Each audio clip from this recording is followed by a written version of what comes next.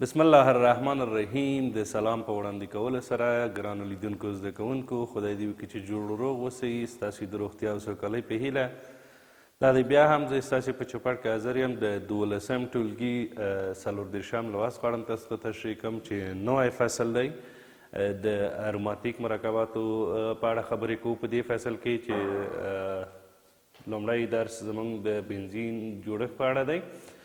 خو مخکې دی چې زه د بنزین جوړښت یا د اروماتیک مرکباتو تعریف تاسو ته وښیم. تاسو په تیر درس کې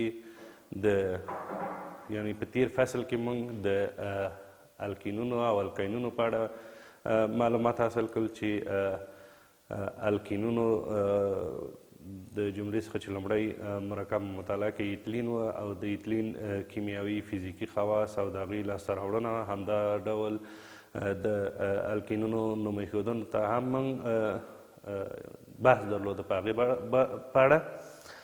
همدارنګه د الکینونو په اړه مو بحث درلوده چې د الکینونو کیمیاوي خواص، فزیکي خواص، همدارنګه نوم ایښودنه او لاسته راوړنې په اړه مو خبرې کړې وي او د الکینونو د جملې څخه مو ایسیټلین مطالعه کړی و چې ایسیټلین کوم فورمول لري، کوم هایبریدیشن باندې د دوی اوربیتالونه تداخل کوي. همدارنګه ایسیټلین موږ څنګه لاسته راوړو او څنګه حاصلیږي او د ایسیټلین لاسته راوړنې په اړه موږ یوه تجربه هم کړې وه او په تیر فصل کې موږ د تیر فصل هغه لنډیز ما هم تاسو ته اشاره درکړې وه. همدارنګه کورنۍ دنده ما هم درکړې وه چې تاسې د هغه فصل تمرینونه باید حل کړئ. خدای دې وکړي چې هغه تمرین مو په پوره ډول حل کړی وي او خپله کتابچو کې مو یادداشت کړی وي. نو اوس راځو د بنزین جوړښت په اړه. لومړی تاسو پوهیږئ چې بنزین د اروماتیک مرکباتو د جملې څخه دی. اروماتیک د ښه بوی لرونکي یعنی د عطر معنا ورکوي. د دوی لومړی مرکب چې دی بنزین دی. بنزین په کال 1825 کې د مایکل فارادی لخوا کشف شو. کله چې مایکل فارادی بنزین کشف کړ نو یو مالیکولي فورمول یې ورته ولیکي چې C(H)، او د دې فورمول په اړه تر ډیره وخته جوړښتیز فورمول نه پیدا کېده. یعنی کله چې دوی د مرکب لپاره جوړښتیز فورمول لیکه نو په عملي توګه چې لابراتوار کې کار کوه نو د بنزین د جوړښتیز فورمول څه مشکل درلود، یعنی نیشو جوړولی. بالاخره په کال 1865 کې د کیکولي لخوا جوړښتیز فورمول بنزین لپاره وړاندې شو.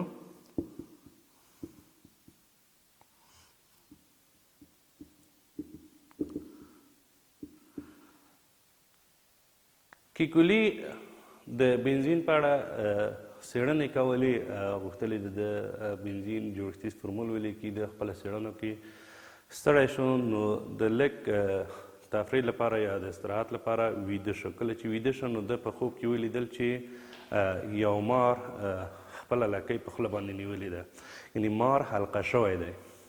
ده فکر وکړ چې بنزین هم کولی شي چون غیر مشبوع مرکب دی یوه حلقه جوړه کړي. نو وروسته د بنزین لپاره یوه حلقه یا جوړښتیز فورمول وړاندې کړ چې په هغه کې کاربن د کاربن سره یو پر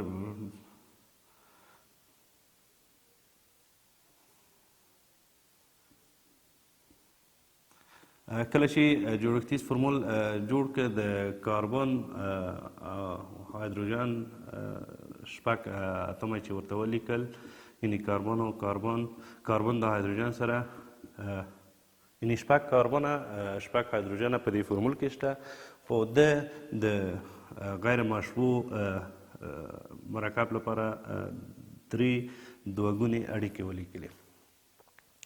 نو کله چې د دغه اړیکې ولیکلې د بنزین جوړښتیز فورمول په نامه یې ده نورو کیمیاپوهانو ته وړاندې کړه. همدارنګه کله چې نورو کیمیاپوهانو په دې اړه څېړنې وکړې نو هغوی ویل چې دا د بنزین فورمول نه دی، خو دوی یو کار وکړی چې د بنزین فورمول دغه شکل لري او دغه رابطې چې دي دوهګونې رابطې دا د ریزونانس حالت کې دي، یعنی کیدای شي دغه رابطه تغییر وکړي ځای، یعنی کولی شي چې دلته یا دلته راشي. دې حالت ته د ریزونانس حالت وایي. نو کله چې کیمیاپوهانو دغه فورمول وکته د دوی په اړه چې کوم څېړنې وکړې په لابراتوار کې د دغه فورمول نوم یې ولیکه چې که چېرې درته موږ نمبر ورکړو 1.3.5 سایکلو هیگزا تراین نوم یې ورکړه. دوی ویل چې دا بنزین نه دی، نو دا د 1.3.5 سایکلو هیگزا تراین په نامه ولیکه. دوی درې دلیله وړاندې کړل چې هغه دلیلونه یې دا و چې یو خو بنزین جمعي تعامل نشي کولی ټول تعویضي تعامل کوي، یعنی یو وړاندې یو تفاوت چې پیدا کړ په دې کې ویل چې بنزین تعویضي تعامل کوي او سایکلو هیگزاتراین چې دی دی جمعي تعامل هم کولی شي، خو بنزین چې دی تعویضي تعامل ته ډیره یعنې زمینه ورته برابره ده چې تعویضي تعامل وکړي، جمعي تعامل په ډېر مشکلاتو سره کوي. همدارنګه دوی ویل چې بنزین د برومین اوبه نه بې رنګه کوي.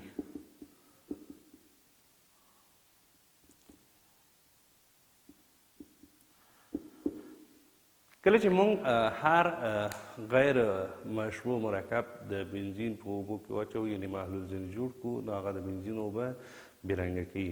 خو کله چې بنزین د برومین په اوبو کې واچول شو نو د برومین اوبه یې بې رنګه نه کړي. همدارنګه دریم دلیل یې ویل چې کله چې موږ سایکلو هیگزاتراین وسوځوو د دوی دغه د تخریب انرژي چې لاسته راځي تقریبا یعنې د تودوخې د انرژي تفاوت دی پکې، یعنې د کله چې د هیگزاتراین او بنزین دواړه وسوځېږي د سوځېدو د انرژي تفاوت پکې شتون لري.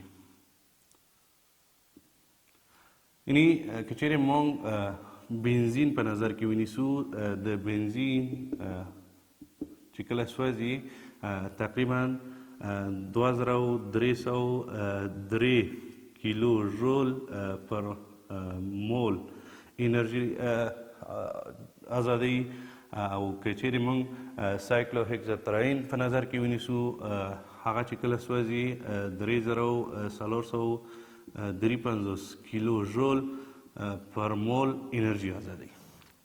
کیمیاپوهانو په دغه درې دلیلو په اساس ویل چې دغه فورمول چې کیکولي وړاندیز کړی دی نو دا د بنزین فورمول نشي کېدلی او دا 1.3.5 سایکلو هیگزاتراین دی.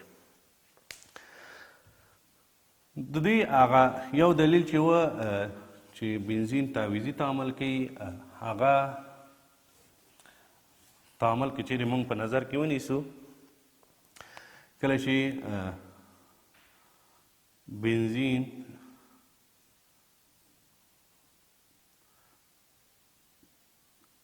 بنزین د برومین سره مثلا تعامل وکړي دی تعویضي تعامل کوي په نتیجه کې یو هایدروجن د بنزین څخه ازاده کیږي چې HBr جوړوي او برومو بنزین.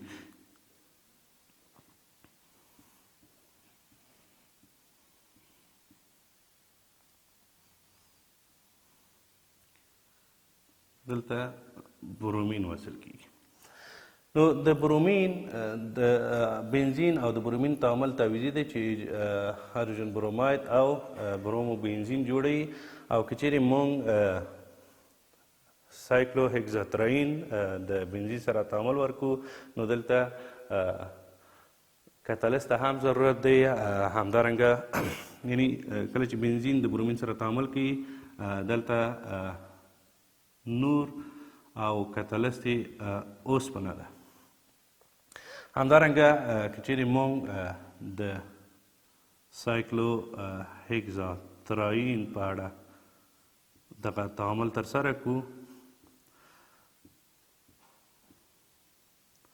تاسو پوهیږئ چې هر کاربن د هایدروجن سره هم اړیکه لري.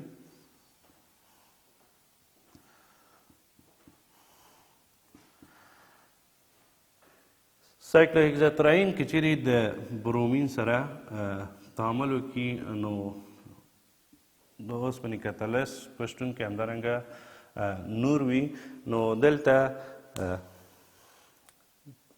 د بنزین غوندې برومو بنزین نه جوړوي. هر برومین د 6 کاربنونو په منځ کې یعنې یو ځای کېږي په نتیجه کې داسې یو مرکب جوړوي چې هر ځل کې دلته CBr جوړي. یعنی کله چې برومین د یعنی هر ځل کې دلته تاسو پوهیږئ کاربن دی او کاربن دلته د HBr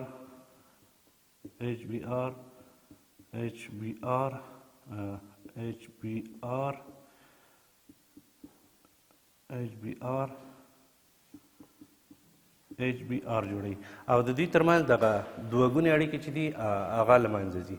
او که چیرې موږ د دغه نوم ولیکو نو تاسو پوهیږئ چې 6 کاربنونو باندې 6 موازي نصب شوي دي او خپله مرکب چې دی حلقوي مرکب دی نو دوه ګونې رابطې نه لري. دا یو مشکل و چې نورو کیمیاپوهانو ورته ویل چې بنزین تعویضي تعامل کوي او هکزاتراین چې دی دی بیا جامعي تعامل کوي. د دې یو تفاوت د بنزین او هکزاتراین.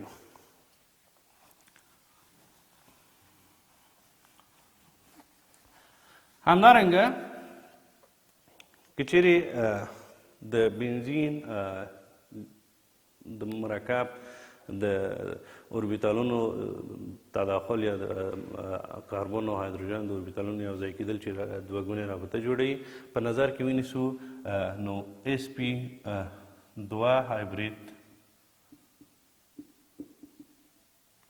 شکل لري او همدارنګه د کاربن او کاربن ترمنځ دغه رابطه چې ده په بنزین کې د دې رابطې اوږدوالی 140 پیکومتره دی. همدارنګه د هایدروجن او کاربن ترمنځ چې کوم اړیکه ده دا 115 پیکومتره دی او کله چې دوی زاویه جوړوي زاویه یې هم 160 درجې ده. د مثال په ډول که چیرې زه دغه فرمول ولیکم یعنی کاربن کاربن کاربن کاربن هر کاربن د هایدروجن سره یو اړیکه لري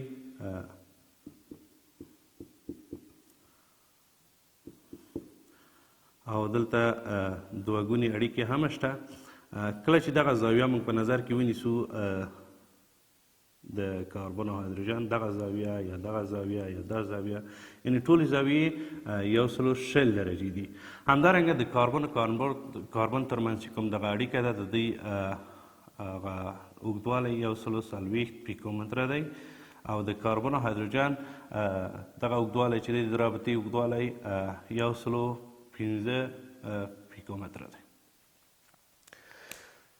د بنزین جوړښتیز فورمول په اړه چې کیمیاپوهانو نظر ورکړی یعنې دغه ریزونانس حالت لري. ما اوس داسې ولیکه نو اکثرا د بنزین فورمول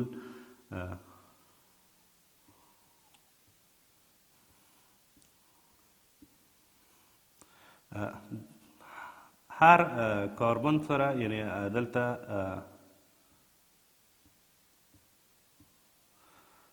الکترونونه لري.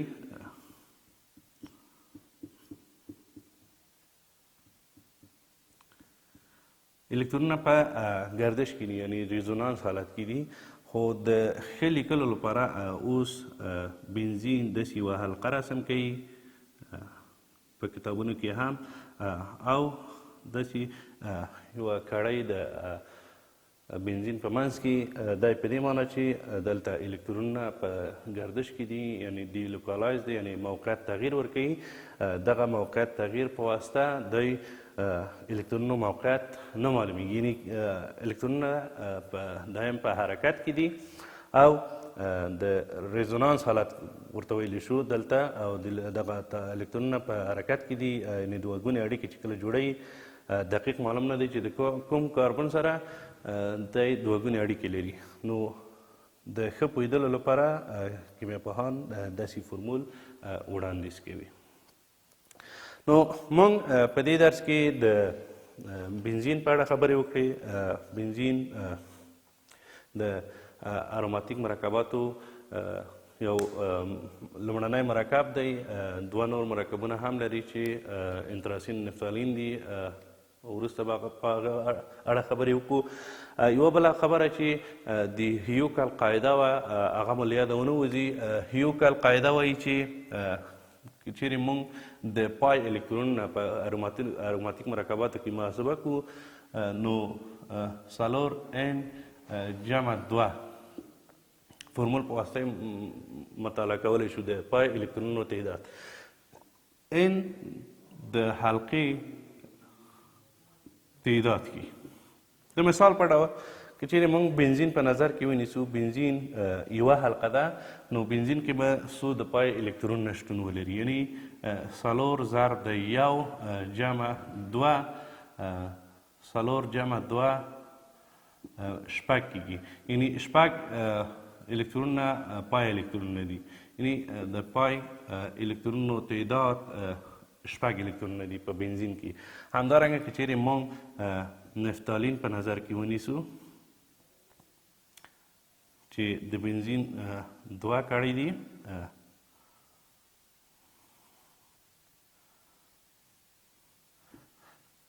دلته د پای الکترونونو تعداد هم موږ معلومولی شو چې پوهېږو دلته 2 حلقې دي 4 ضرب د 2 جمع 2 الکترونونه یعنې مجموعه د پای الکترونونه په نفتالین کې د دغه فورمول په واسطه وضع کېږي یعنې مجموعه د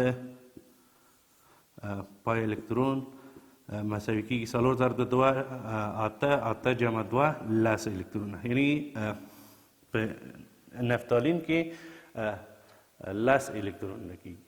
همدارنګه په انتراسین کې بیا چون 3 حلقې دي 4 ضرب د 3 چې شي 12 او 2 الکترونونه نور ورسره جمع کېږي 14 الکترونونه د پای الکترونونه کېږي. موږ په دې درس کې د بنزین جوړښت په اړه خبرې وکړې. بنزین یو غیر مشبوع مرکب دی د اروماتیک د کورنۍ څخه sp2 هایبرید لري. د ولانسي زاویه چې د کاربن او هایدروجن او کاربن ترمنځ جوړیږي 120 درجې ده او لومړی د مایکل فارادی په واسطه کشف شو او عمومي فورمول یا مالیکولي فورمول یې C(H) دی او جوړښتیز فورمول یې د کیکولي په واسطه وړاندې شو.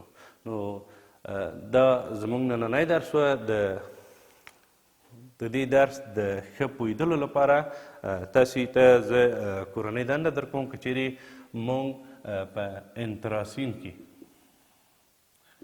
انتراسین د پای الکترونو تعداد محاسبه کوي.